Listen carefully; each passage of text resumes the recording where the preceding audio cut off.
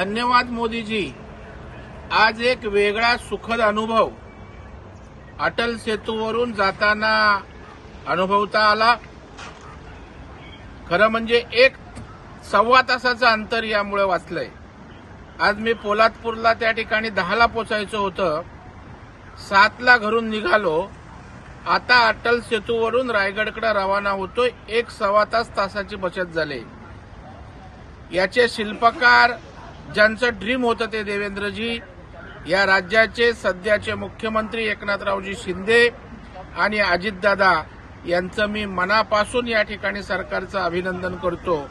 आज एक वेगळा अनुभव, एक वेगळा आनंद या अटल सेतूच्या माध्यमातून या ठिकाणी निर्माण झालाय।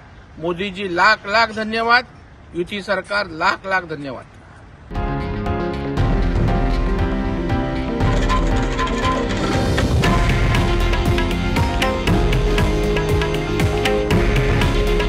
हे आहे देशातील नंबर 1 न्यूज नेटवर्क आणि आपण पाहत आहात TV9 मराठी।